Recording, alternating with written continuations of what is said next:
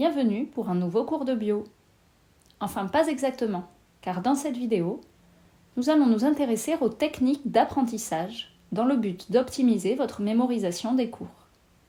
En d'autres termes, nous allons apprendre à apprendre. Cette vidéo a été réalisée en partenariat avec les éditions Nathan pour la collection Réflexe. Je les remercie de leur confiance.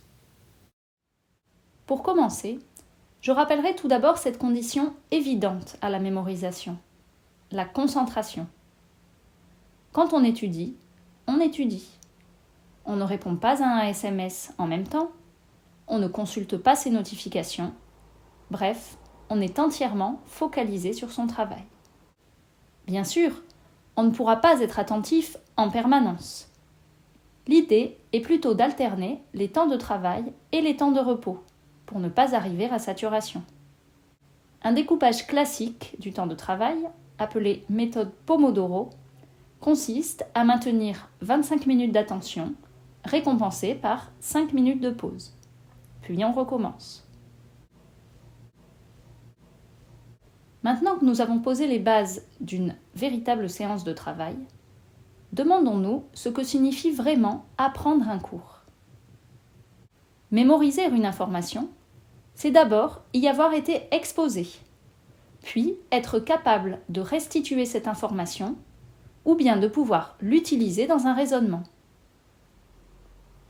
Il faut donc non seulement stocker l'information dans sa mémoire, mais aussi être en mesure de la mobiliser, c'est-à-dire pouvoir aller la chercher quand on en a besoin. Il est maintenant admis que la simple relecture de ces cours n'est pas suffisante pour les apprendre et les retenir. En tout cas, pas dans le cas de données nombreuses et complexes, comme peuvent l'être celles des cours de biologie.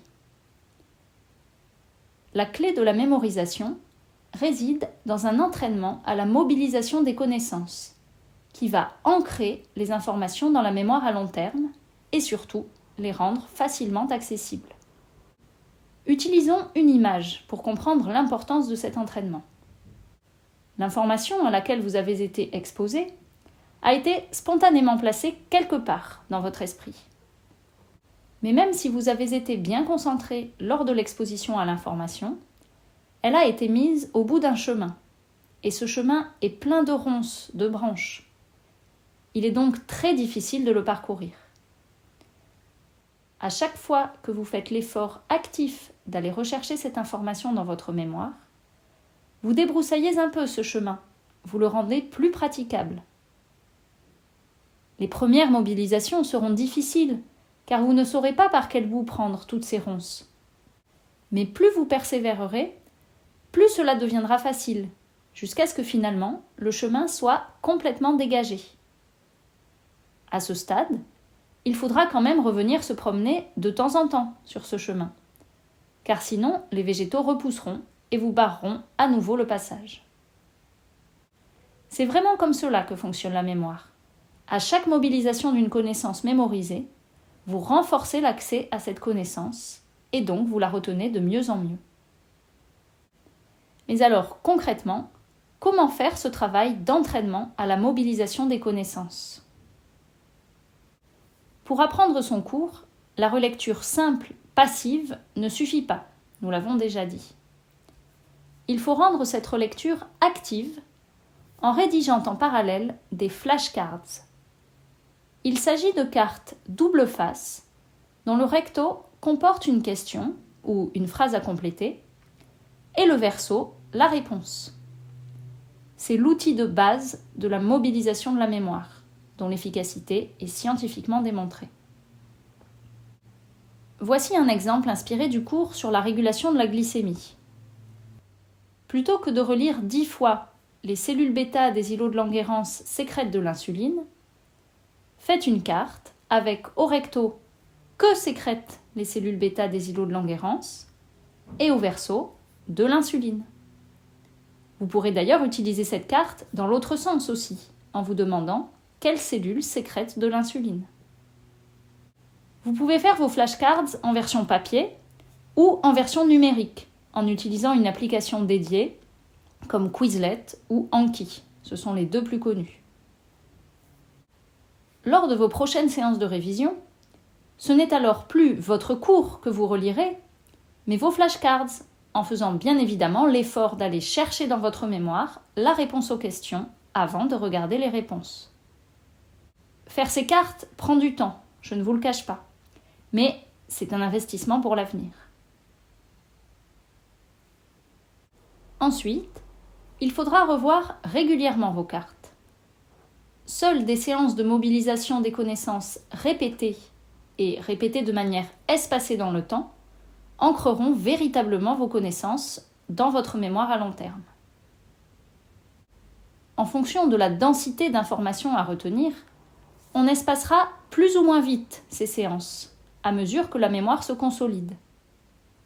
Par exemple, on peut revoir ces cartes 2 jours après les avoir faites, puis on attend 5 jours avant d'y revenir, puis 10 jours, puis 20 jours. Toutes ces séances de révision sont le prix de la mémorisation à long terme. On révisera évidemment plus souvent les cartes qui posent problème. L'avantage des applications dédiées à la réalisation des flashcards, comme Anki ou Quizlet, que je vous ai cité précédemment, est que la gestion du planning de présentation des cartes est automatisée et personnalisée, car vous pourrez indiquer à l'appli si votre souvenir est facile à mobiliser ou difficile. Finalement, pour retenir une information, il faut faire régulièrement l'effort de s'en rappeler. Les flashcards constituent un outil privilégié pour cela, d'une efficacité redoutable si on les révise régulièrement. J'en profite pour ajouter qu'en biologie, où les schémas sont nombreux, on peut aussi travailler à partir de schémas non légendés et s'entraîner à les compléter.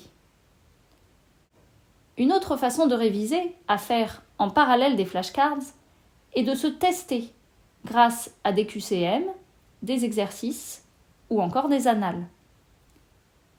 Là encore, l'idée est de s'entraîner à mobiliser les connaissances, cette fois pour résoudre des problèmes de plus en plus complexes. Je terminerai en ajoutant que le sommeil est crucial pour une bonne mémorisation. Soignez donc votre hygiène de vie, dormez suffisamment et pas à des horaires complètement décalés. Merci de votre attention. N'oubliez pas de liker cette vidéo, de commenter et de vous abonner. Je rappelle que cette vidéo a été réalisée en collaboration avec les éditions Nathan pour la collection Réflexe et je les remercie à nouveau pour leur confiance. À bientôt pour un nouveau cours de bio.